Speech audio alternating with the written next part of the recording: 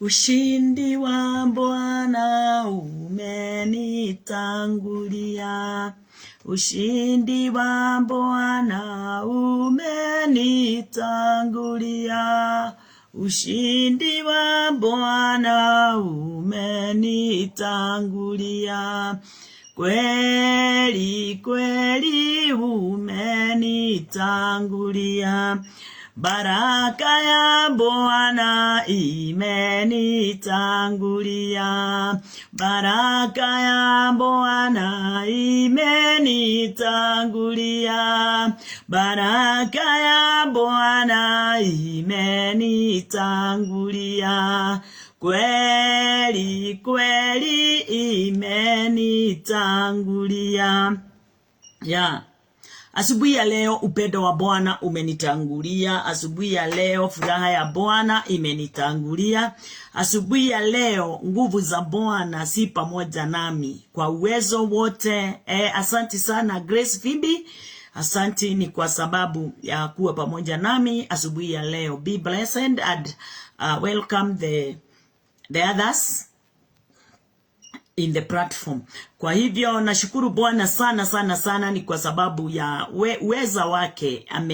Ametukirimia utakatifu, utukufu. Rabashetereboria damuta rabaganda rababozaya. Ametukirimia utukufu wote, nguvu zote, mamlaka yote, uwezo wote, ndio tuweze kufanya kazi yake kulingana na vile neno lake linavyosema. Aliwaambia mitume, nimemtuma kote ulimwenguni mkahubiri injili. Muweze kuwabatiza wale wote watakao amini, muwabatize katika jina la Mwana, Roho la Mungu, Mwana na Roho. So ninashukuru Bwana.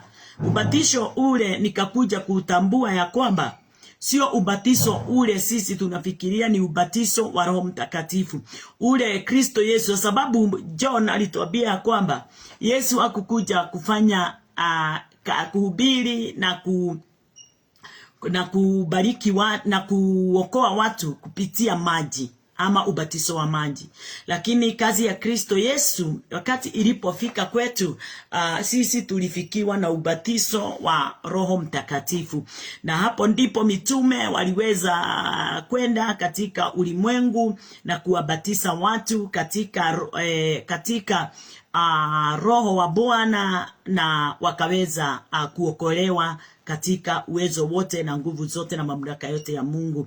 Nami asubuhi ya leo ninashukuru Bwana, ni kwa sababu hiyo ndio kibali kile nimepewa na Bwana Mungu wangu, ndio niweze kutenda kazi yake kulingana na vile Roho wa Bwana atakaweza kunisaidia.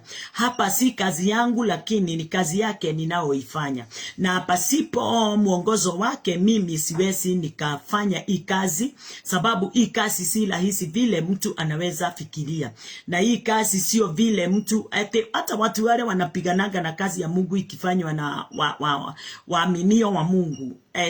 Sijasema wale wameokoka, nasema waaminio, wale Mungu amewachagua katika kitabu ya Roman. Wakati mnaona tunapigana na watu wale wanaofanya kazi ya Mungu kulingana na vile inavyohitajika, tunafanya makosa makubwa sana, hata kama wakati mwingine hatujuangi ni akina nani wale wanahubiri, lakini unafaa kuelewa neno la Bwana si mambo ya utajiri wa kimwili. Neno la Bwana si mambo sio prosperity, na sio deliverance ya every time. Deliverance ni once.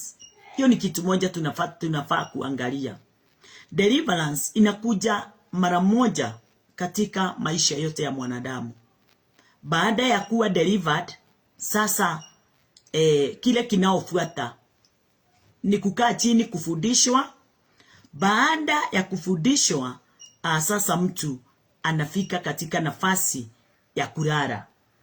So wakati tunapofanya kazi ya Mungu, tusiweze kufikiria kazi ya Mungu iko na sehemu nyingi vile tunafikiria.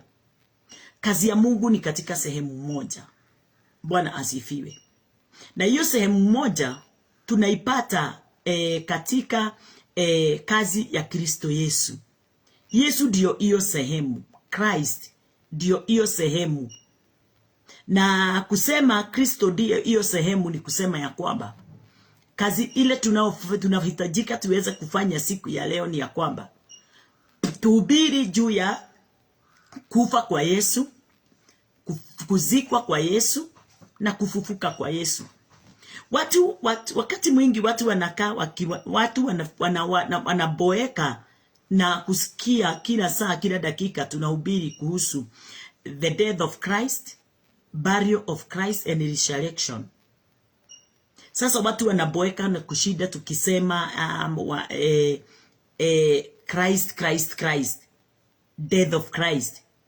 Lakini tunafaa kujua pasipo kifo chake hakuna kuhubiri. Kuhubiri kokote tunafaa kuhubiri ni kuhusu kifo cha Yesu. Sababu hata wakati Yesu alipokuwa anao watuma mitume aliwaambia, mwenende muambie yote yale nimeshawahubiria. Na tukiangalia maandiko na wewe please, tunaona ya kwamba kile kitu Yesu alihubiri kwa watu wake ni mjuu ya kufa kwake, kuzikwa kwake na kufufuka kwake. Na hayo yote ndio imejaa katika maandiko from the beginning, Genesis to Malachi. Genesis to Malachi. Lakini nikisema hivyo mtu anaweza angalia aone, ni kama sielewi vile ninasema. Kwa sababu ya watu wengi kutojua New Testament, na kwa sababu watu wengi wamesoma Biblia tu kwa vile wanavyotaka, wanakosa kutambua kile kimefichwa ndani ya Old Testament. Neno linasema ya kwamba kile kimefichwa ndani ya Old Testament, it's only Christ. Hakuna mtu mwingine amefichwa ndani ya Old Testament isipokuwa tu Christ. Na ndio uweze kutambua ni Christ, ni lazima uweze kutambua New Testament, because New Testament ndio inafafanua Old Testament. Na pasipo Old Testament, New Testament haina haja. Pasipo New Testament, Old Testament haina haja. Please my dears, naomba tuweze kutaka kujua. Na ndio mnaona Injili ina vita kali na vita kumbwa, na vita haijulikani itakwisha namna gani. Because watu wanafikiria watamaliza vita ya makanisa kupitia kuomba, na kuhakikishia hautaimaliza na kuomba. Bwana asifiwe. Maombi haitamaliza vita iliyo katika ulimwengu ya preaching. Kwa sababu gani? Kwa sababu watu wanaomba kile hawajajua. Watu wanaomba mambo yale wanaona imewasunguka, yale wanahisi. Lakini ndio niweze kutambua shida iko wapi katika ulimwengu wa kiroho, ni lazima niwe mtu wa rohoni. Jambo la kwanza, mtu anajua maandiko na kuyafafanua. Na ndio niko katika hiyo message, kufafanukie uwe na revelation knowledge, ndio uweze kutambua nini kinaoendelea katika ulimwengu wa rohoni. Tuache kuangalia ulimwengu tulio ndani yake wa mwilini. Tunaomba kulingana na vile tunaona, na vile tunaguza, vile tunasikia, na vile tunataka. Kile kimeharibika ni kwa sababu watu hawajui maandiko. Wanadhani wanaijua kwa sababu wanaisoma, kama vile tunasoma hadithi zile ziko katika vitabu zingine zozote. Sasa mtu anafikiria anajua neno, lakini nataka kukuhakikishia asubuhi ya leo, neno ni watu wachache sana wamefafanukiwa nalo ulimwenguni. Bwana asifiwe. Ni watu wachache, kama vile kulikuwa tu na wale 12 disciples na akina Paul. Haikuguduliwa na watu wengi, ilifichika ndani ya mioyo ya watu wengi, sababu watu wengi hawakutaka kuisoma, walitaka tu kuongozwa. Na ndio mnaona mpaka wakati wa mtu anaitwa Job, alikuwa out of the word. Alikuja kutambua neno baadaye, baada ya kujaribiwa na kuingia katika mavita kali na majaribu makubwa. Alikuja kutambua, nilikuwa nasikia tu neno kwa kusikia tu kwa masikio, lakini sasa nimeitambua. Angalia mtu kama Samson, kwa sababu ya kutoelewa mapenzi ya Mungu na kutoelewa kwa nini amezaliwa akiwa mwanaziri, aliweza kufanya yale yote alitaka. Baadaye akang'olewa macho. Baada ya Samson kung'olewa macho na kwenda kusiaga ngano ya Wafilisti, hapo ndipo aliweza kupokea a new revelation mpya ndani yake, na akagundua na akatambua ya kwamba sikuitwa niweze kusiaga ngano ya Wafilisti. Bwana amenileta katika ulimwengu niweze kusiaga ngano ya waaminio. Bwana asifiwe. Sababu ngano ni mara pili. Kuna ngano ya Wafilisti, hii tunaita udini, na kuna ngano ya wateule wa Mungu. Bwana asifiwe. Wale wanajua kazi ya Kristo, wale tunaweza ita siku ya leo believers in Christ. Wale wameamini kazi ya Kristo Yesu, wameitabua vyema, wameelewa vyema na wameifuata vyema, wako na ufunuo wa Roho wa Bwana. Bwana asifiwe. Mwadhani ya rogosho. Sasa nataka kusema nini? Siku ya leo watu wanafaa kujiuliza, kwa nini nchi yetu ya Kenya na vile iko na waobezi wengi na hatubomoi msingi unaleta tataniko katika denominations. Kila denomination iko na Mungu wake. Kwa nini mitume walihubiri Mungu mmoja? Kwa nini Paul hakuandamana na hakukuta Christ, lakini alihubiri vile Christ alihubiria the apostles? Tunafaa tuweze kufikiria. Wakahubiri injili moja na wakawa katika njia moja katika kuhubiri.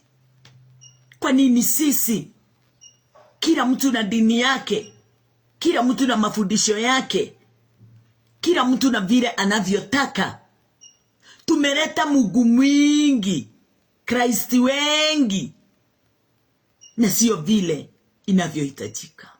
Why? Sababu hatujatambua katika kusoma Mungu ni mmoja na tunafaa kuhubiri huyo Mungu mmoja. Hatufai kuhubiri miungu mingi. Mungu ni mmoja, kazi yake ni moja. Haleluya. Na yote aliyoyatenda ni moja, sio mengi. So ninashukuru Bwana asubuhi ya leo wakati kama huu ninaongea, kwa kujua ya kwamba sijaitwa nihubiri kitu kingine chochote ila nihubiri msalaba wa Kristo. nihubiri kifo cha Kristo, kuzikwa kwa Kristo na kufufuka kwa Kristo. Nitabue kile kimefichwa ndani yake, nielekeze watu kulingana na vile kinavyohitajika. Bwana asifiwe. Siku ya jana tuliweza kuangalia injili yetu na tukaona na our topic ilikuwa ya kwamba why Jesus died for us. Why Jesus died for us. Kristo alitufia kwa nini? Bwana asifiwe. Kwa nini Kristo alitukufia? The main reason for Christ died for us. Bwana asifiwe. Hakutufukufia ndio tutajirike.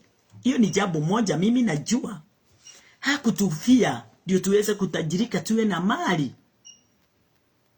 Again, hakutukufia ndio tuwe na furaha tu. Hakutukufia ndio tuweze kuwa na mambo yale tunayokibisha, tuwe na makanisa makubwa ama tuwe na watu wengi ama tujenge makathedral. Hata Yesu hakuna cathedral hata moja alijenga. Mitume hakuna cathedral hata moja walijenga. Hallelujah. Walienenda wakihubiri. Kanisa hata wakati huo kanisa zilikuwa zinasimamishwa katika nyumba ya watu. Kwa hivyo hatuwezi sema ate tunakosa kuhubiri kwa sababu hatuna pesa ya kujenga manyumba. Hakuna mahali watu hawawezi hubiria. Mahali popote. Bora kila mmoja wetu ajue ya kwamba Christ amefichwa ndani yetu. Lakini kwa sababu neno linasema mahali pale watu 2 3 wamekusanyika ni kwa ajili ya neno la Bwana, hapo ndipo Mungu naye alipo, na hapo ndipo anamwaga baraka. Isipokuwa tu ni jambo kama hilo, wacha nikwambie mtu wa Mungu, mtu angekaa tu kwake kwa nyumba na ahubiri na aweze kuamini akiwa peke yake.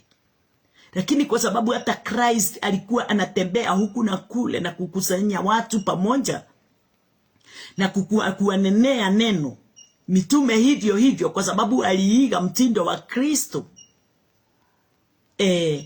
Hiyo ni sababu moja inafanya tuweze kukutana. Lakini hatukutani kwa sababu tuko na cathedrals. Hatukutani kwa sababu tuko na makanisa tumejenga. Tunakutana ni kwa sababu Yesu aliweza kukusanya na akasema mahali watu 2 3 walipo ni kwa ajili ya jina lake. Si kwa ajili ya soko, si kwa ajili ya merry-go-round, si kwa sababu ya family ama culture ama wakati, kwa sababu ya neno lake. Mahali pale atamwaga baraka zake. Bwana asifiwe.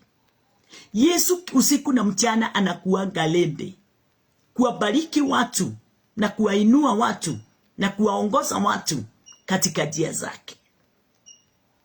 Anakuanga lende. Bwana asifiwe. Haleluya. Hata siku ya leo ninajua kuna watu ninafikia. Nimekusanya watu wendani. Nimewakusanya watu wendani. Wale wanao wakimaliza kazi zao wanasikiliza, na wale tunaambatana na wao wakati ninapohubiri wakati ninapoendelea. So ninashukuru Bwana sana asubuhi ya leo nikisema ya kwamba kanisa si building. Kanisa si building. Kanisa ni kusanyiko la wateule. Kusanyiko la wateule. Wakati wamekusanyika mahali ni kwa ajili ya neno la Bwana. Hiyo ndio kanisa. Bwana asifiwe. Mahali watu wawili watatu, hiyo ndio kanisa. Mwathani arogocwo. Gutiramakania tugukutanira ha, kana ni mukawa-ini, kana ni kioro, kana ni bafu, kana ni ndege-ini, kana ni ngari-ini, kana ni handu o hariku. Hau tukutanire, hau niho Kristo, ni undu wake, hau niho Kristo mwenyewe anaye inuliwa. Namshukuru Bwana wangu na Mungu wangu sana. Namtukuza, ninakuona Milka. Good morning. Yeah, hapo ndipo Mungu anayeinuliwa. Hapo ndipo Mungu anaye tunao barikiwa mmoja na mwingine. Bwana asifiwe. Kwa hivyo jana tukaulizana kwa nini Kristo alitufia sisi. Na leo ndio nitajibu. Ile mahali nilipofika siku ya leo nitajibu. Na kabla ya yote, wachani tumshukuru Bwana. Bwana wetu Yesu Kristo, ninakuinua na ninakutukuza asubuhi ya leo. Umenipa kibali na umenipa Roho wako Mtakatifu, ndio niweze kunena mausia yako Bwana, na niweze kunena mamlaka yako mtakatifu. Ni kwa sababu katika wingi wa neema yako watu wako Bwana Jehova Jireh wamebarikiwa, na tena watu wako wamegeuzwa, na tena watu wako wametolewa katika kazi zao wakaigizwa katika kazi zako. Wewe ndiye Mungu yule atendaye mambo yote kulingana na vile mfalme wa ajabu wewe upendavyo. Tunakuinua, tunakubariki, ni kwa sababu Bwana umetubariki na baraka zote za rohoni. Umetubariki katika macho yetu ya rohoni yaona vyema, masikio yetu ya rohoni yaona vyema. Umetupea favor, unmerited favor, kwa sababu Bwana Jehova Jireh, upendo wako ulianzia tangu mwanzo. Kabla ya msingi wa ulimwengu kuwekwa, ulitusamehe dhambi kabla hata hatujazaliwa. Siku ya leo Bwana Jehova Mungu wetu, kile tunafaa ni kuamini tu dhambi zetu zote tulisamehewa wakati ule hatukuwako katika ulimwengu. Ni kwa sababu neno linasema katika kitabu ya Revelation ati kabla ulimwengu haujawekwa Kristo alichinjwa, na wakati alipochinjwa ulimwengu wote ukakusanywa pamoja mbele ya Mungu. Tunakushukuru Bwana, ni kwa sababu mfalme mwenye utukufu na nguvu, mimi nimekuta kazi yote ya Kristo Yesu ikiwa imefanywa. Wazazi wangu wamekuta Kristo wamemaliza kazi. Miaka 2000 imepita, kazi yote ilikuwa imekwisha. Na sasa sisi watu wako Bwana, waaminio wako, tumekalia kazi imekwisha. Tumepumzika katika kazi imekwisha. Tunaamini kazi imekwisha. Ni kwa sababu ya pendo lako wewe Bwana. Watu hawa ninawaombea Bwana Jehova Jireh katika uponyaji. Ukaweza Bwana Jehova Jireh kuenea kwa wao wote Bwana. Yeyote anayenisikiliza asubuhi ya leo akiwa mgonjwa, yeyote anayenisikiliza siku ya leo akiwa Bwana Jehova Jireh amefika katika kiwango ya kuwa maskini kuisha, ama kuona kama biashara zake zinaenda mlama, ama kuona kama matarajio yake Bwana haitimiki, ninamuombea nikimwambia ya kwamba huu ndio mwanzo sasa. Aweze kuamini mwamko mpya katika roho wako na katika kuamini. Ni kwa sababu neno lako wakati wote tunapoliamini linatufungua, linatufungua macho yetu, linatufungua mikono yetu, linatufungua mawazo yetu, linatupa hekima, linafanya tuweze kuwa Bwana Jehova Jireh na understanding vizuri kuliko mbeleni. Liko rabazete didai Father. Rikasete didai Father, difazete didai malidi risasete didai Father. Mabambari ya netari ya desire my Father. Hakuna Mungu kama wewe Bwana. Wakati tunapoamini neno lako, ni kuamini. Tunaamini kazi yako, na wakati tunapoamini kazi yako, hapo ndipo tunapokea uzima ule Bwana Jehova Jireh hauna mwisho. Na mwisho wa mambo yote Bwana ni watu wote Bwana Jehova Jireh kutii na kusimama kadri na mapenzi yako, na kukaa katika Bwana Jehova Jireh mwongozo wako mfalme. Ndio wa kila mmoja wetu mfalme mwema aweze kutambua yale yote Bwana Jehova Jireh unayoyahitaji na unayoitaka tuweze kuyatimiza yote katika maisha yetu. Ninakuinua na ninakutukuza. Pendo lako Bwana Jehova Jireh ni kuu, na pendo lako Bwana ni la ajabu. Pendo lako Bwana Jehova Jireh ni la ushindi na hekima. Tunakuinua wewe mtakatifu. Watu wako Bwana Jehova Jireh wanakuinua, watu wako Bwana wanakubariki, watu wako Bwana Jehova Jireh wamenyenyekea mtakatifu katika neno lako. Ni kwa sababu kunyenyekea sio kwa mwili. Kunyenyekea ni kukubali kuliamini neno lako. Ndio mtu Bwana Jehova Jireh wakati anapoliamini anatenda mapenzi yako Bwana Jehova Jireh. Kunyenyekea hakubabatani na mwili hata kidogo. Reverse teridai consantiria biarity. Ni mambo Bwana Jehova Jireh inaohusu kusikia na kuamini, na kutoka kuamini ni kuyatenda yale Bwana Jehova Jireh unayoyataka tuweze kuyatenda. Na kuyatenda hayo ni kuhubiri na kufungua wengi, kuwaponya wengi Bwana kutokana na hali yoyote ile walio ndani yake. Na hiyo hali wakati mwingi na kuanga madaganyo katika mawazo yetu na katika mioyo yetu. Wakati wowote Bwana Jehova Jireh mtu amedanganyika, amesoma neno amedanganyika, akafikiria neno linasema hivyo Bwana mfalme vile anavyofikiria, lakini lile neno linakosa kumpa uweza, linakosa kumpa amani, linakosa kumpa mwongozo. Huyo mtu amedanganyika tayari. Reverse the contrariety. Bwana wangu na Mungu wangu, ninafungua macho ya watu wengi ya rohoni, ninafungua masikio ya wengi ya rohoni. Ninaomba Bwana Jehova Jireh utajiri wote wa rohoni watu waweze kupokea katika kitabu ya Ephesians. Ninaomba Bwana Jehova Jireh wote wakae katika mzabibu, ni kwa sababu katika mzabibu hapo ndipo mazao ya kila aina inapatikana. Wali yao ni kwa sababu ya kukosa fedha, wali yao ni kwa sababu ya biashara. Ninawaombea mpanuko, mwamko mpya na kupanuka na kubarikiwa na kile Bwana Jehova Jireh watakao kitenda katika uwezo wote na katika kuamini na katika Bwana kwa damana pamoja nawe. Will die divinity wala desire my lidma. Letima sereventa ribarity didai consantiria. Mimi ninaoendelea na kuhubiri, ninakuomba mwongozo Roho wako Mtakatifu ndani yangu, na ninakomesa nguvu zote, mamlaka yote, uweza wote, ufalme wote wa giza Jehova, magonjwa na kila aina yote Bwana ya kutatanikia mawazo yetu na kufanya mawazo yetu kuwa damned. Ninakomesha hiyo roho na ninaiweka nyuma yetu mfalme. Yafuate sisi kama vile Jehova yalikuwa yamemfuata Yesu akiyapeleka Golgotha kwenda kumaliza kila aina yote ya uofu na mabaya na dhambi. Ore masete didai Father. Jehova, sisi tunafaa kuwa yule anayetuongoza ni wewe, lakini sio hali, sio vitu, sio mambo, sio mambo yale yote tunaona ama tunafikiria. Twafaa kuongozwa nawe, na kuongozwa nawe ni kuongozwa na neno lako. Tunaamini ya kwamba yote yatawezekana. Kwa hayo Bwana Jehova Jireh, ninainua jina lako nikisema ya kwamba katika uwezo wote watu wako watatambua na wataelewa, watakuwa na ufunuo na wataelewa mapenzi yako katika wingi wa utukufu wako. Na ni katika jina lako Yesu Kristo tumeomba na tumeamini.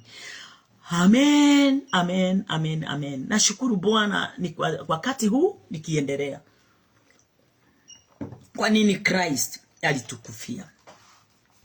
Wakati ninapoendelea, ninataka tuweze kujua ya kwamba Kristo alitufia sisi wote kadri na mapenzi ya Mungu. Kristo hakutukufia ndio tuweze kuwa na mali. Hata Kristo, acha niseme, Kristo hakutukufia ndio tuweze kuwa na utajiri. Hapana. Ama tuweze kuponywa. Hapana. Haya yote ilikuja baada ya Kristo kusurubishwa. Kufufuka kwake kulifanya yeyote yule aliyeamini aweze kufunguliwa na kuwa hai ndani yake Mungu kwa kuamini. So mtu yeyote yule haamini neno la Bwana, hata kama anajua Biblia yote, ni kama mtu amelaaniwa. Mtu yeyote yule anajua neno la Bwana lakini haliamini, na kuamini neno la Bwana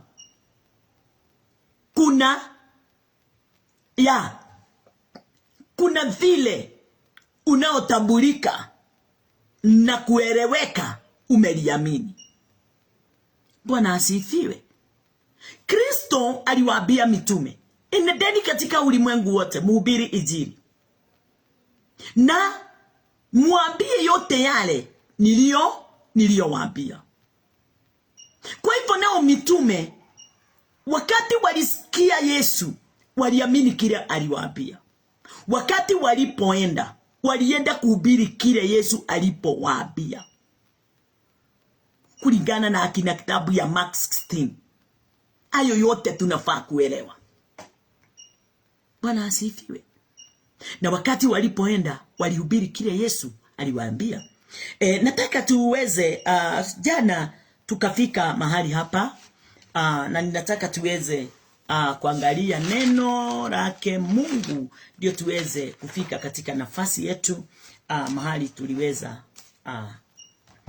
Jana tukasoma mstari wa Act 7, lakini kabla hatujafika hapo kwa John 1:17. John 1:17. Katika kitabu ya John 1:17, hapo ndipo tulikuwa na John 1:17. Ninafungua hii verse sababu ilikuwa imefuatwa na ile ilikuwa ya mwisho. John 1:17. Neno likasema ya kwamba, for the law was given by Moses, but the grace and truth came by Jesus Christ. Wakati ule sikuwa ninatambua kwa nini neno linasema ati for the law was given by Moses. Nilikuwa nafikiria Moses alitoa hii sheria katika kwa Mungu. Na watu wengi tunajua hivyo. Lakini tunafaa kusoma neno la Bwana vizuri. Na tuombe Bwana ufunuo. Sababu hata mabishop, archbishops,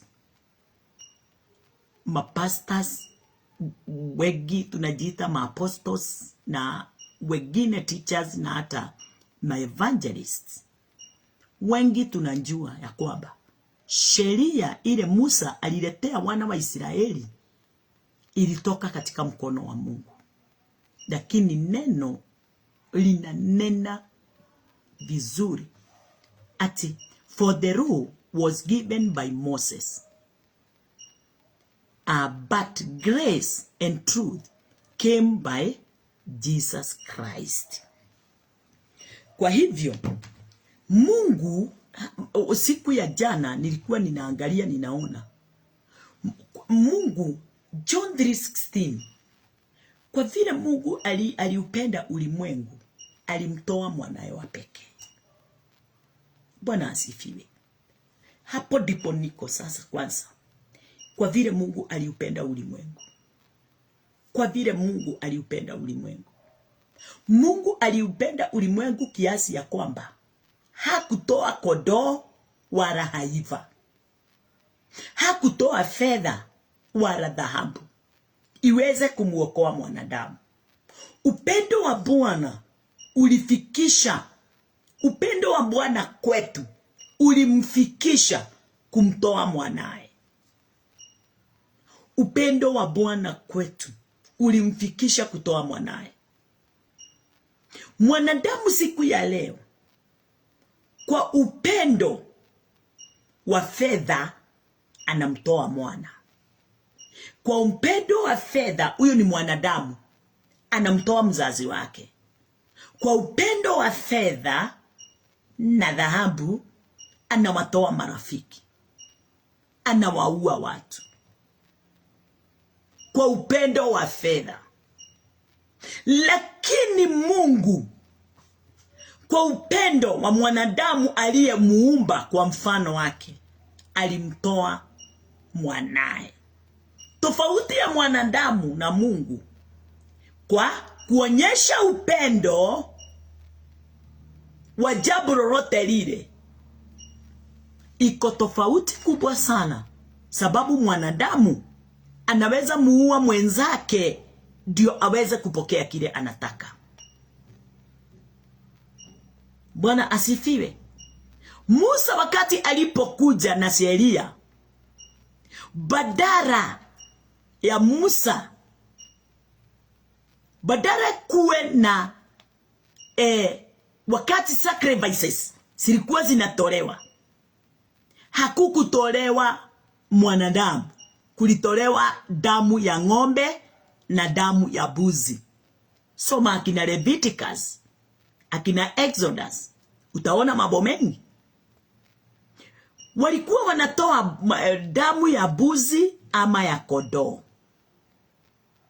Haleluya. Na wakati wanapofanya hivyo, neno linasema ya kwamba hiyo damu haikukamilisha kazi ya Mungu, kwa sababu kitabu ya Hebrews inasema ya kwamba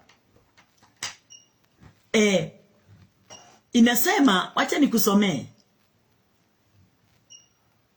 ati ile damu ilikuwa inatolewa ya kondoo na haiva, ilikuwa kivuli. Hebrews 10:1 inasemaje? Hebrews 10, sorry.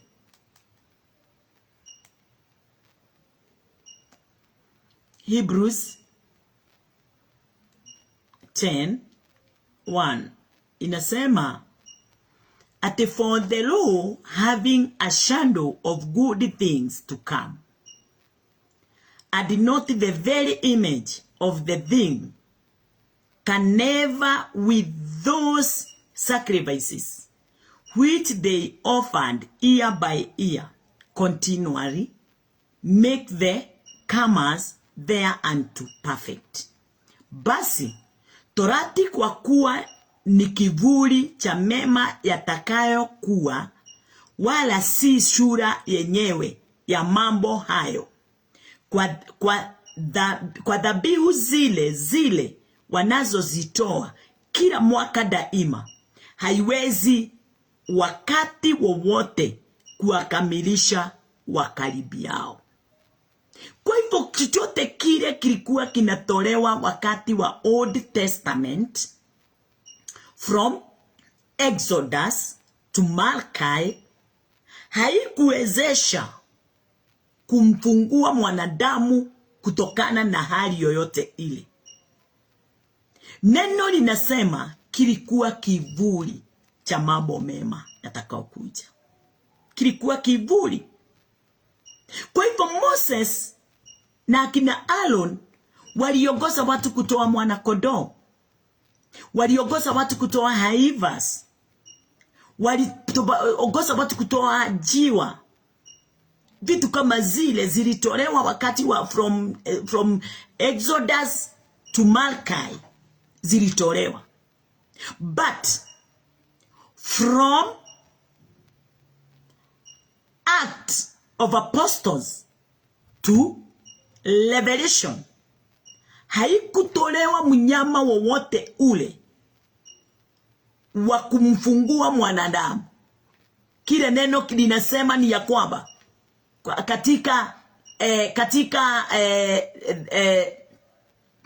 katika hizi vitambu tatu ine za mwanzo wa New Testament, Yesu alijinena mwenyewe. Yesu mwenyewe ndiye alijinena na akasema ya kwamba ati yeye ndiye atakuja katika ulimwengu aweze kuondoa dhambi zote za ulimwengu. Hali yoyote imekomesha mwanadamu, hali yoyote imefunga mwanadamu, Yesu katika Yesu mwenyewe katika kitabu ya Matthew, Mark, Luke and John aliweza kunena na akafundisha mitume vizuri na vyema ya kwamba yeye atafanya nini? Yeye ndiye atafia mwanadamu. Yeye ndiye atakufa, ndiye mwanadamu aweze kupokea uzima wa milele. Si kondoo wala haiva. Itatolewa ndiyo mwanadamu aweze kufunguliwa. Kwa hivyo kipindi chote cha Old Testament kilinena tofauti na kilinena kinyume na mapenzi ya Mungu. Mapenzi ya Mungu haikuwa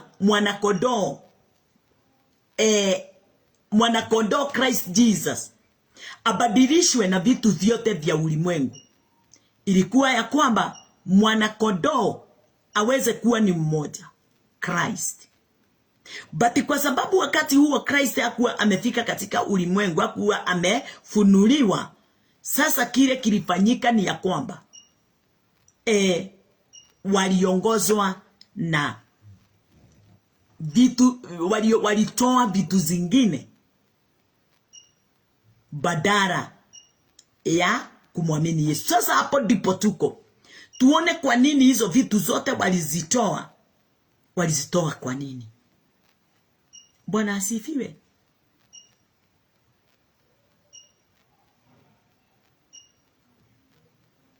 Yeah.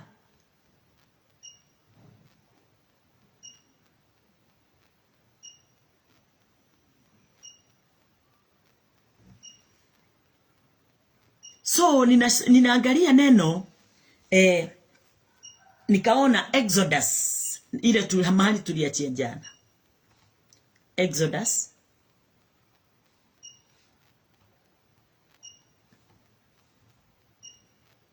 Exodus 20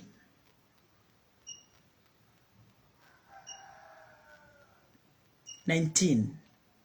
Exodus 20:19 inasema, and they said unto Moses, speak thou with us, and we will hear, but let not God speak with us, lest we die. Hallelujah. Watu hawajui na hawaelewi wengi wana wa Israeli walimkataa Mungu. Watu wanajua tu wana wa Israeli walikuwa wanapigia makelele Musa na hata kutaka kumpiga na mawe. Watu wanajua tu wana wa Israeli walipiga makelele, walikasirisha Musa, walizuilia Musa aingie katika mji wa ahadi. Watu wanajua tu hayo, lakini hawajui chanzo cha kufika hapo. Bwana asifiwe. Neno linasema wakamwambia Musa, wewe enda ujisomee kutoka juu mpaka chini. Wakamwambia Musa, sema nasi wewe. Nasi tutasikia bali Mungu asiseme nasi, tusije tukafa. Watu wengi hapa, ninaangalia mambo haya vizuri. Hata ndio unasikia watu wakisema, wakati ninapoenda kanisani ndio ninakutana na hali. Wakati nimeomba sana, mambo inainuka. Wakati nimefunga, ninakutana na janga. Chunguza kile unafanya na moyo gani? Si Mungu ako na shida. Shida iko kwetu sisi. Tufanya mambo pasipo kutambua kile tunafanya.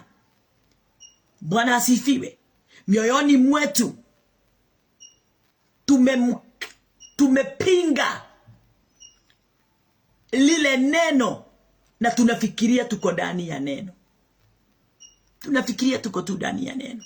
Lakini tulipinga. Hata wakati ninaingia fasting, tayari nimeshapinga neno. Kwa nini? Sababu sijaamini kazi ile ninaenda kufanya.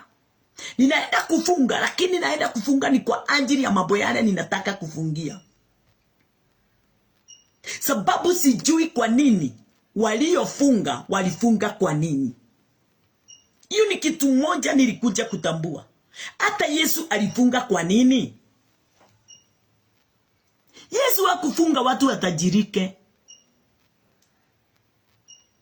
Yesu alifunga ndio mioyo ya watu wa Mungu iweze kuwa connected with heart of God. Yesu hakufunga ati kwa sababu ya mambo yale mnaona tunafungia. Hata wengine wanafunga ndio waue, ndio kile wanataka kufanya kiweze. Yesu alifunga ndiye moyo wa mwanadamu na moyo wa Mungu siweze kuwa sawa katika usawa. Na ndio huyo mtu moyo wake utakuwa katika usawa, ufalme wa mbinguni uweze kuwa wake. Bwana asifiwe. Na nikajua wakati ule tunaofundisha watu kwa moyo wa Mungu, tukitamani tu mioyo yao na moyo wa Mungu ziweze kupatana, siku hiyo tunahubiri ndio watu wale wagonjwa wanaponywa. Sababu moyo wa ule mtu umevunjwa na lile neno ninalolihubiri. Haleluya. Sababu lile neno ninalolihubiri na maombi niliyoomba kuhusu mioyo ya watu hawa ninaohubiria, hata kama ni mtu mmoja, wacha aweze kuwa na moyo ulio na sikio na jicho la Bwana. Kama huyu mwanamke alikuwa anatoa damu, moyo wake ulitoka kwa matibabu wale wote walikuwa wanamtibu. Alitoka moyo wake, akili zake na pendo lake lote lilitoka katika mambo yale yote aliyokuwa anayafanya. Akaachwa akiwa tu ni yeye na mapenzi ya Kristo. Huyo amesikia anapitia katika njia ya kwao. Akasema huyo sasa ndiye sasa amebaki katika maisha yangu. Nimeondoa ya mengine yote. Sasa nataka tu kuuza kipinde cha huyo. Moyo wake ukawa katika, yani akawa na connection na heart of Christ. Na kuwa na connection na heart of Christ ni kulisikia neno lile Kristo analolihubiri na kuliamini. Saa ingine hata Yesu hakuhubiri juu ya uponyaji. No. Kwa sababu hakuna mahubiri ya healing. Healing inakuja wakati wowote neno la Bwana inaohubiriwa. Healing inakuja wakati wowote neno la Bwana linapohubiriwa. Hiyo ndio healing. Healing iko ndani ya the word. Bwana asifiwe. Hata kama hujaambiwa pona, wakati unapolisikiliza lile neno na kuliamini, kazi yake linajua lenyewe. Neno linajua kazi yake kwa yule ameliamini. Haleluya. Na ninajua vile litaingia na vile litatenda ile kazi. Halihitaji msaada wako. Bwana asifiwe. Yule mwanamke hata hakutaka Yesu amuone. Alisema nitaenda nyuma yake na niguse kipinde cha nguo yake. Haleluya. Na wakati yule mwanamke alikuwa anakuja, akiwa anapenyea katikati ya watu, ndiye akuje afike katika nafasi ya kuguza kipinde. Watu wanafikiria na ninajua wako na hiyo vision ya kumuona akikuja. No. Ni kama vile sasa hivi unavyonisikiliza, ukiamini lile neno ninalolinena, liwe liko na healing, liwe halina study healing, liwe liko na teaching ya vile unaweza panuka, liwe halina ninahubiri tu juu ya kufa, kuzikwa, kufufuka kwa Yesu Kristo, niwe ninahubiri juu ya vile Yesu Kristo aliweza kuhubiria Mafarisayo, ya uponyaji umefichwa ndani ya hiyo. Sababu mahubiri yote Kristo alipohubiri, alihubiri ndio a heal the heart of listeners. Bwana asifiwe. Mwadhani ya rohosho. Healing sio topic ya healing. Healing ni word of God. Healing ni wakati neno la Bwana linapohubiriwa na wewe unaliamini. Huo ndio wakati ule una heal your heart and your mind. Bwana asifiwe. Na wakati your mind na your heart zinakuwa healed, your body is completely healed. Bwana asifiwe. Kwa sababu kiongozi wa kukutoa katika nafasi ile ulio ndani yake, katika janga na katika nini, ni mind and heart. Hizo mbili sikishika na zielewe. Kuelewa. Kwa sababu kuna kushika na kutoelewa. Lakini kuna kushika na kuelewa. Inaleta, Bwana asifiwe, ya healing katika maisha yako. Lakini hawa wakamwambia Musa, tuongelezee wewe, hatutaki Mungu atuongeleshe.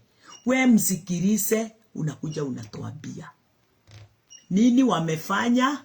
We unaona ati sasa walipenda Musa, sasa ndiye wamemchagua. Watu wamebadilisha watumishi wa Bwana na Mungu. Watu wameanguka katika nafasi ya watu. Wameondoka katika Mungu. Wamejichagulia mwongozo wa watu. Wamekataa kuongozwa na Mungu. Wamejichagulia mwongozo wa makanisa. Wamekataa kuongozwa na yule Roho wa Mungu aliye ndani ya neno. Bwana asifiwe.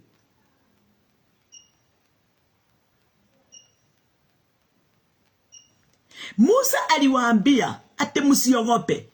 Igwe, and Moses said unto the people, fear not, for God is come. For God is come to prove you, and that his fear may be before your faces, that you sin not. Musa akawaambia watu, msiogope, maana Mungu amekuja ili awajaribu, na utisho wake uwe mbele yenu, ili kwamba msifanye dhambi. Lakini kile walipokea ni kufanya dhambi, kumkataa Mungu. Kumkataa Mungu ndio dhambi. Dhambi sio umaraya, wizi na kukohoa mbele ya watu vibaya, ama kutoa nguo kwenda uchi. Hiyo Mungu ananena juu yake. Dhambi ni kukataa Mungu. Dhambi ni kumkataa Mungu. Bwana asifiwe. Hallelujah. Na wakati alipokuja wakakuja kujaribiwa, walishindwa kupita ile jaribu. Mambo ni mengi sana yanayokuja katika maisha yetu, lakini tunashindwa na kuyashinda. Inatushinda, inatukomesha, inatulalia. Wacha tusome mahali pengine uone.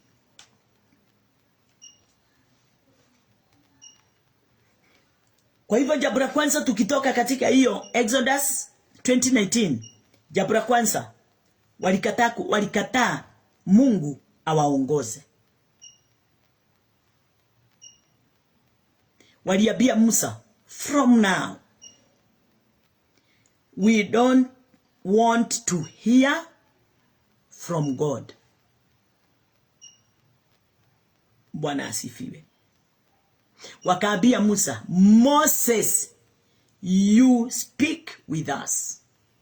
Walimwambia Musa, we Moses, nena nasi. Lakini jiulize, Mungu alikuwa anataka nini? Wacha tuone. Mungu mapenzi yake ilikuwa, kwa sababu Mungu hawezi fanya kazi pasipo mwanadamu.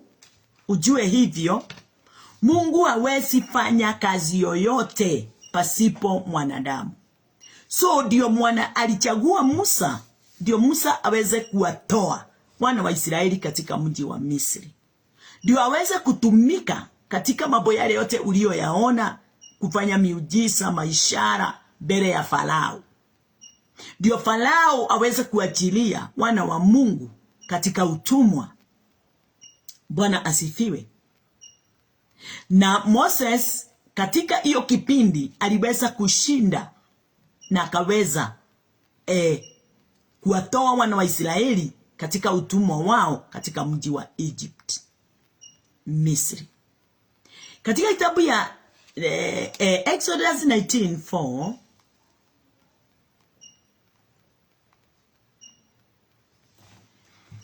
you have seen what I did unto the Egyptian. Mungu alimnenea Moses, akamwambia, you have what I did unto the Egyptian, and how I bear you on eagle's wings, and brought you unto myself.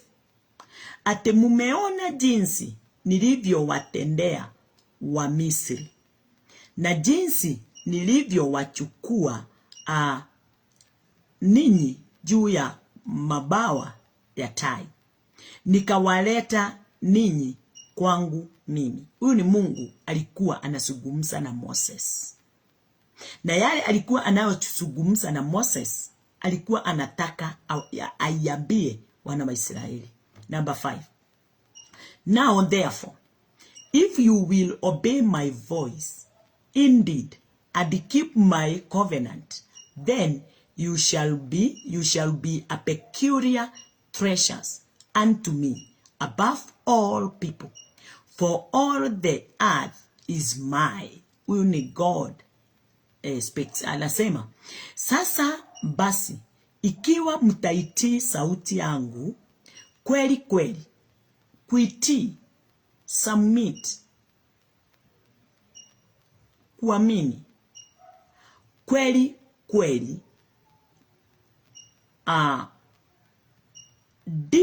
kweli kweli, na kulishika agano langu, hapo ndipo mtakapokuwa tunu kwangu kuliko makabila yote ya watu, maana dunia yote pia ni ya mali yangu. Bwana asifiwe. Akaendelea na kuambia mstari wa 6, and you shall be unto me a kingdom of priests and a holy nation. These are the word which thou shalt speak unto the children of Israel. Nanyi mtakuwa kwangu ufalme wa makuhani na taifa takatifu. Hayo ndio maneno utakayowaambia wana wa Israeli. Kwa hivyo Mungu akamtuma Musa, naye Musa akaenda kwa wana wa Israeli, akawaelezea yale yote Mungu aliyoyasema. Na wakati nilipokuwa ninaangalia jambo hili nikaona ya kwamba Mungu alikuwa anataka wana wa Israeli waweze kuwa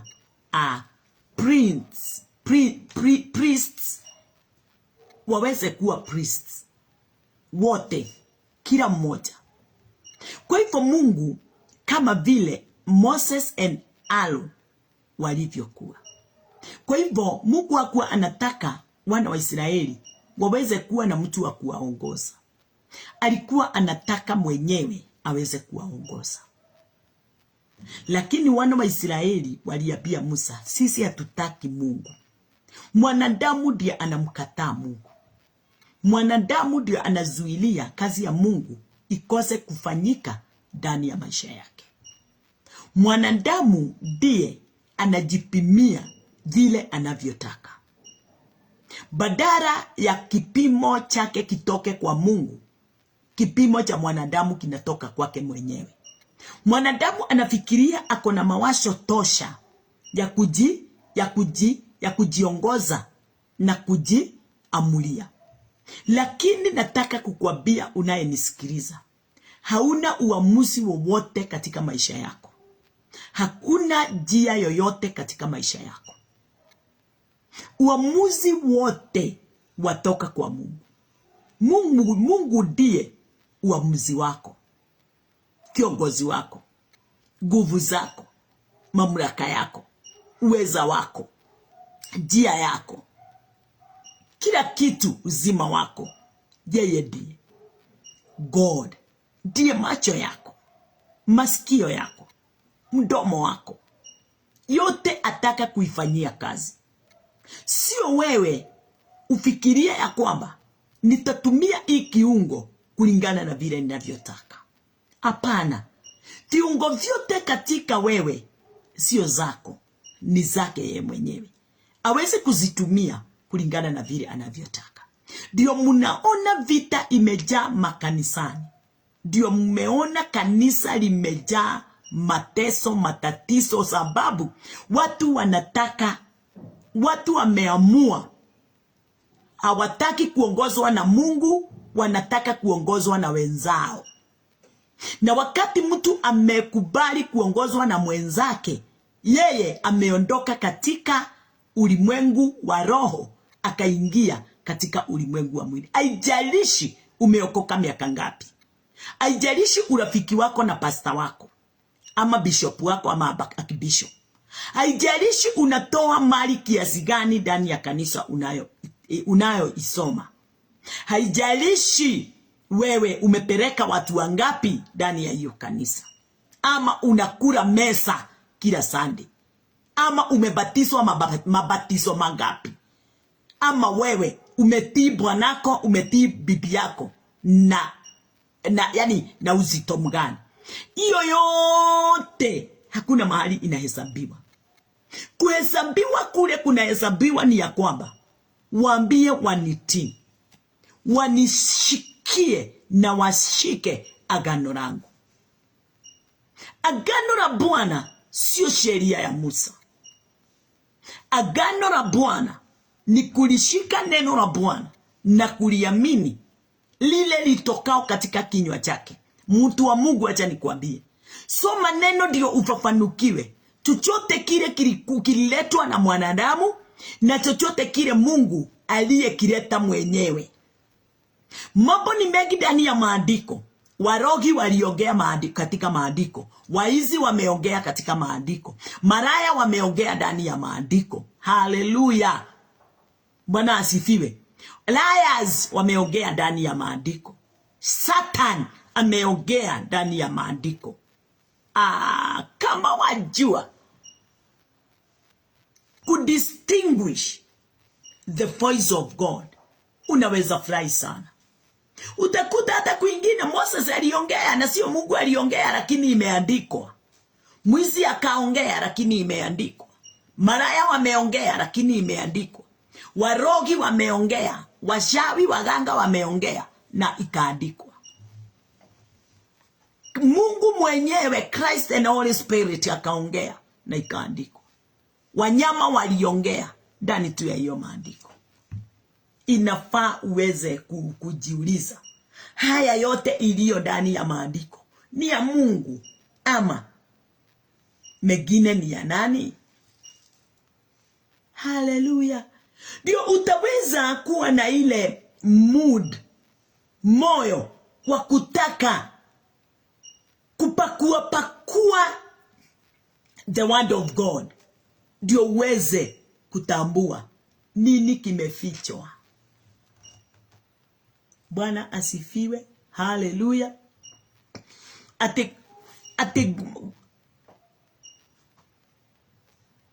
Ati Mungu alikuwa akona jambo moja alikuwa anataka.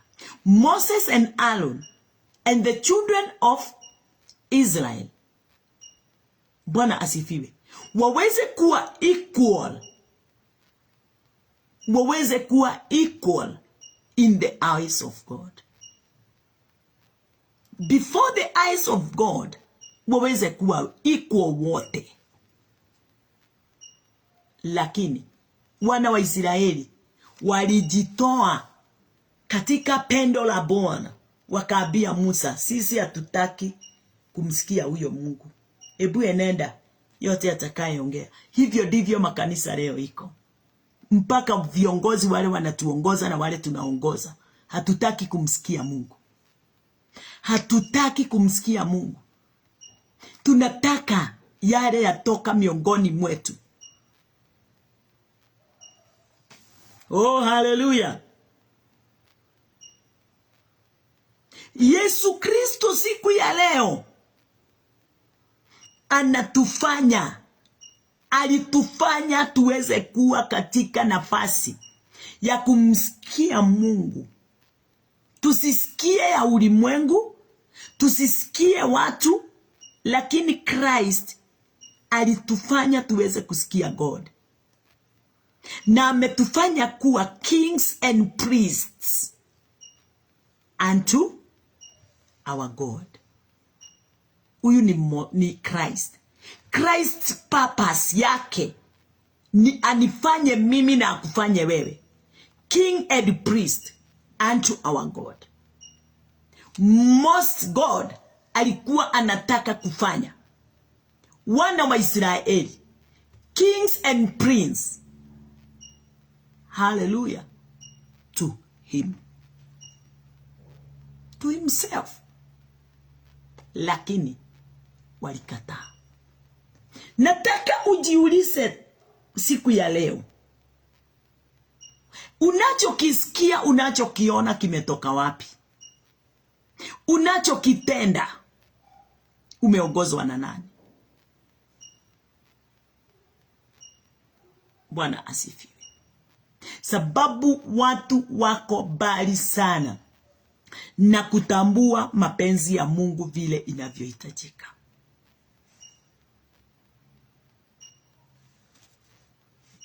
Mungu alikuwa anataka, wakati huo walikuwa katika Exodus, alikuwa anawataka, lakini walimkataa. Wakati tu walikuwa katika Exodus, katika jia, katika jia, wakati walipokuwa wakienenda, wakati walitolewa Misri, walimkataa from the beginning. Hallelujah.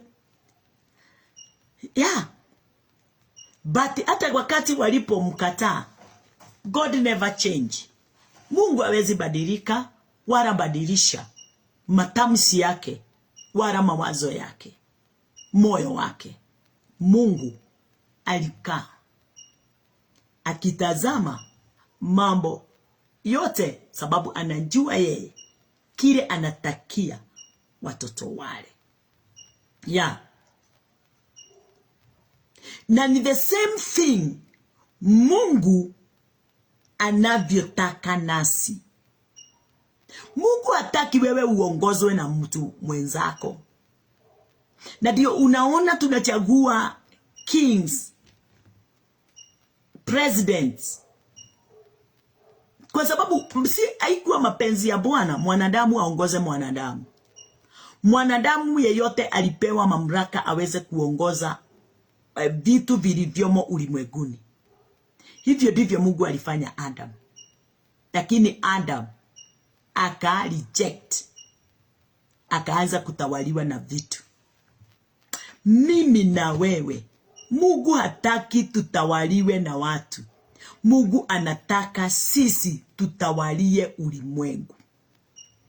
Lakini kwa sababu ya ugumu wa mioyo yetu, tukajichagulia viongozi. Au viongozi ndio wanatunyanyasa. Tunanyanyaswa na viongozi wale tumewachagua. Hivyo ndivyo walikataa Samuel. Wakasema tunataka kuwa na king. Nao wakapewa Saul. Naye Saul aliwapeleka. Hallelujah.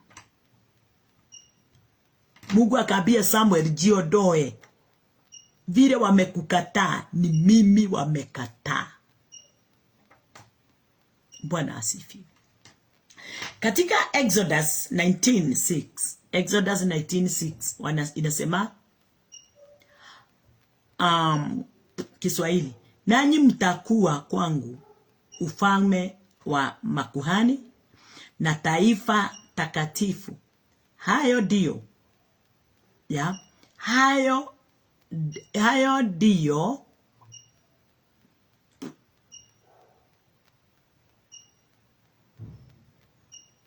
kwangu ufalme wa makuhani na taifa takatifu. Hayo ndio maneno utakaoambia wana wa Israeli. Number 7.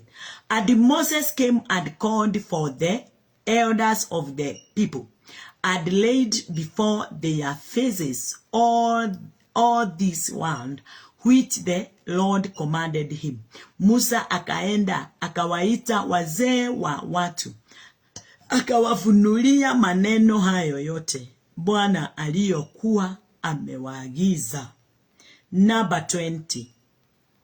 Turuke mpaka 20.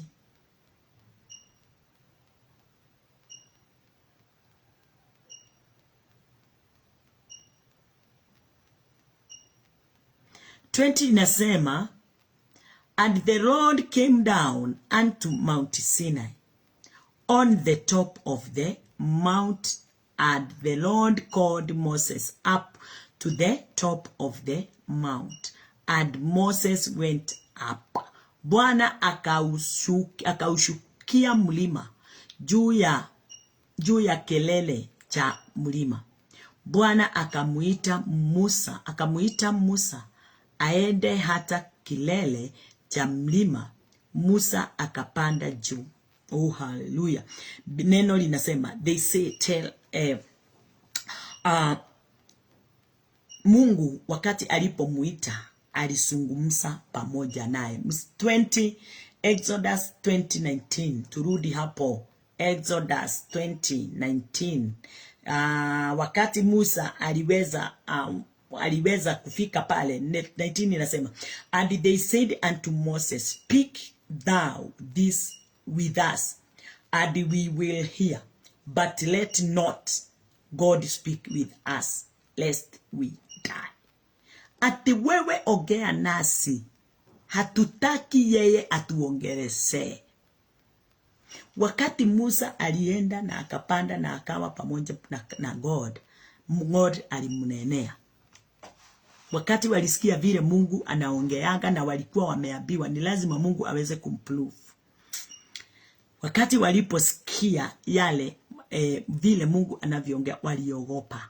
Watu wengi wanaogopa kulitii neno la Bwana. Watu wengi wanaogopa kulisikia neno la Bwana. Watu wengi wanakaa manyumbani, hawatoki kwenda kama kanisani. Hawajui ni woga ulio ndani yao, sababu hawataki kubadilishwa mioyoni mwao vile wanavyotaka. Hawataki mipango yao iweze kubomolewa na neno la Bwana. Hawataki mwongozo wa neno la Bwana. Wanataka wao wadhibitishe kile wamekifikiria na kile wamepanga. Hallelujah. Hawataki mwongozo hata kidogo. wanataka kujiongoza wenyewe. Watu wale wakati waliposikia sauti ya Bwana waliambia Musa, hapana, kama anaongeaga hivyo hatutaki kumsikia. Wewe ongea, msikiliza, alafu unatuletea. Ukituambia yale yote utatuambia, tutasikia. Wakamkataa Mungu hadharani. Wakaambia Moses, we will submit under you. Musa, kuambia Musa, hatutaki Mungu atuongeleshe, ni kumwambia Musa, sisi tumesubmit under you. Sisi tumeamua kukusikiliza. Kwa hivyo wana wa Israeli, they give Moses authority to do anyhow. Kwa hivyo sio Mungu alimchagua Moses kuwaongoza wana wa Israeli. Sijui kama umepata kitu hapo. Wao ndio walimchagua. Wao ndio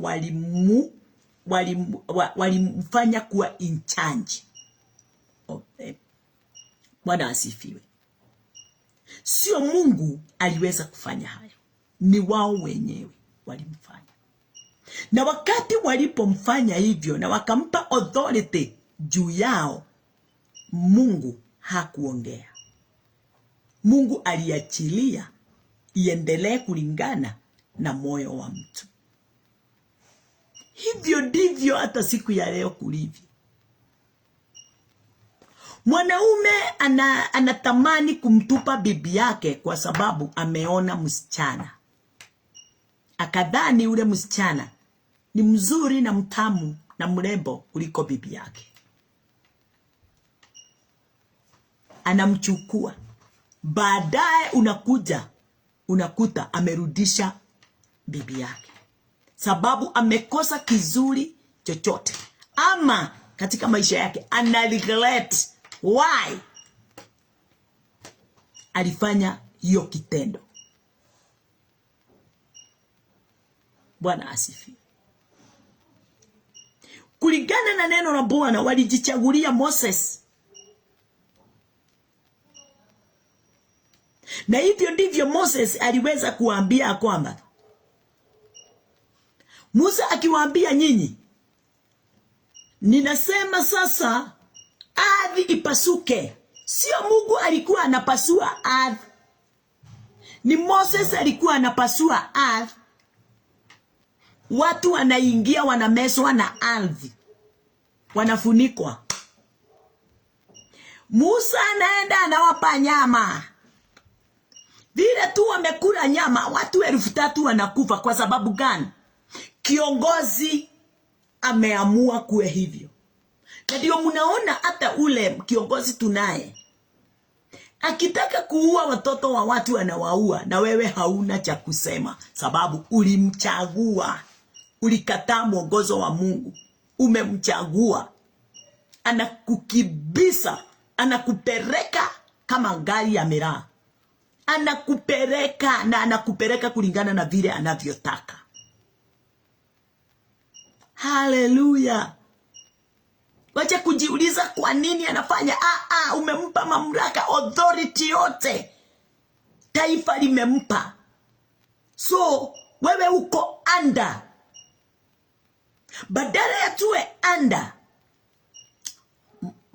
chini ya mamlaka ya Mungu, tumemkuwa chini ya mamlaka ya kiongozi. Sasa yule kiongozi ni lazima atufanye vile anavyotaka. Ni sisi tumemchagua. Sio Mungu alimchagua. Na hakuna kiongozi anachaguliwa na Mungu. Hata wakati ule Yesu aliwachagua wale 12, hao ndio alijichagulia. Na wakati alipojichagulia, wakati Judas alikufa, Bwana asifiwe, hawakuomba Mungu awape.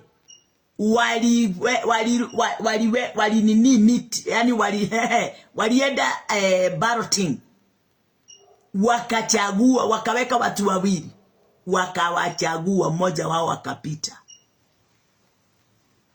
Balloting ni ya mwanadamu. birthing ni ya mwanadamu.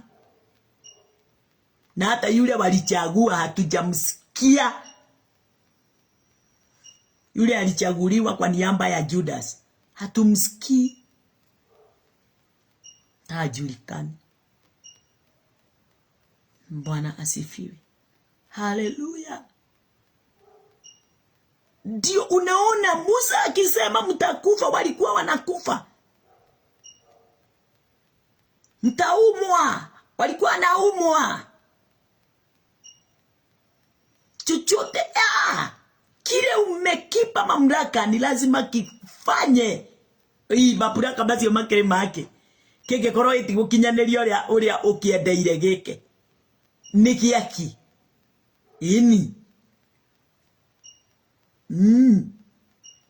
Ukifanya jambo lolote fikiria sana. Musa amera ni mogokua na magakua. Mokomerio nethi na makamerio. Na ni muguthie mwena ndirenda na magathi. Na muguikara na magaikara. Ni mukugea na ng'aragu na makagea. Tondu guo niguo kiongozi atari. Na kiongozi agiriire guthamaka kuringana no thamaki uria aheo ni andu aria arathamakira. No uria angienda iguru riaku. Oi. Because wali submit to his authority. Not God's authority.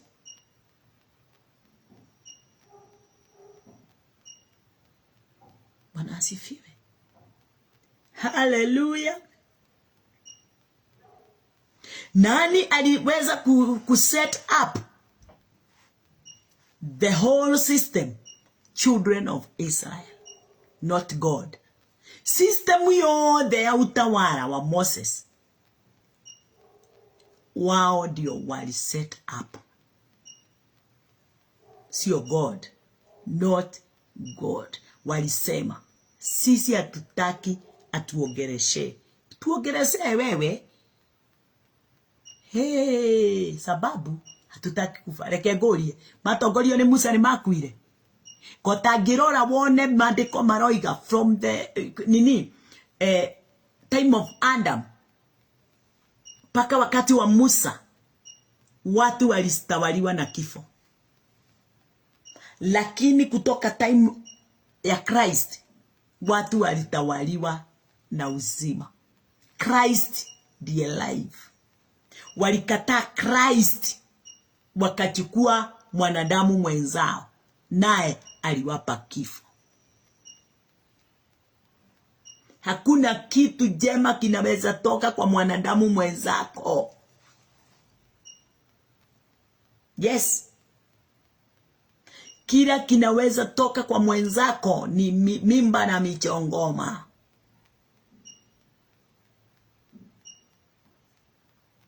Breaking of heart to everybody.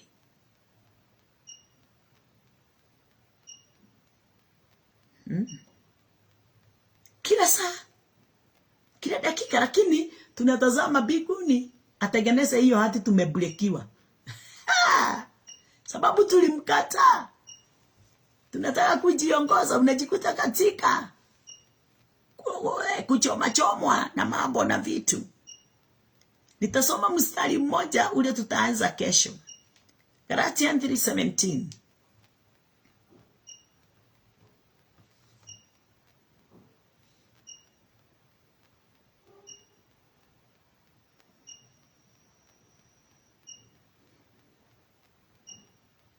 Galatians 3:17 inasema, and this I say that the covenant that was confirmed before of God in Christ, the law which was 430 years after cannot disannul that it should make the promise of none effect.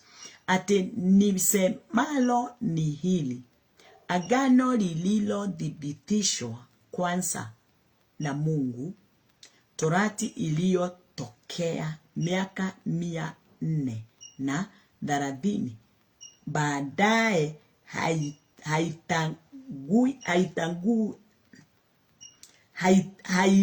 hailitangui hata kuibadilisha ile ahadi. Kuna ahadi Mungu alikuwa ameweka kabla sheria haijakuja. Na inaambiwa sheria iliyokuja miaka 430 ilikwisha. Haiwezi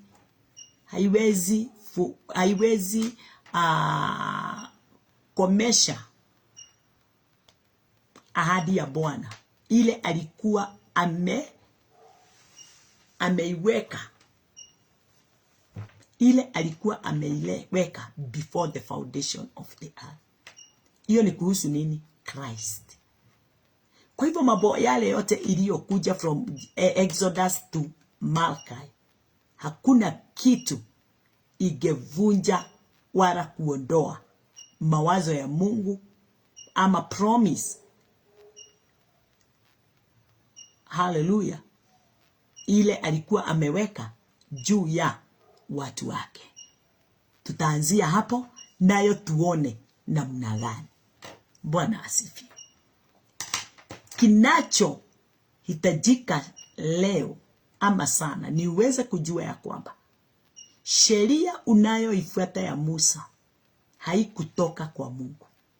Ilitoka katika mkono wa malaika. Si Mungu aliipeana direct. Musa aliichukua katika mkono. Na Musa akaanza kufanya kazi pamoja na angels. Na ndio kuna kisima ile yule mtu watu walikuwa wanangoja malaika anje achibue maji. Na malaika ni kusema, malaika hafanyi kazi siku zote. Malaika ni kwa wakati. Walikuwa wanangoja.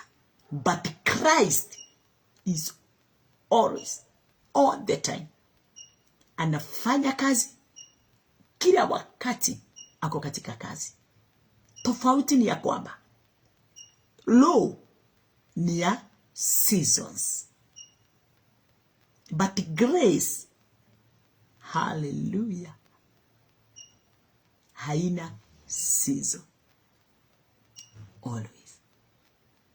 Nashukuru Bwana mpaka mahali tumefika. Nafurahingi sana wakati ninapohubiri.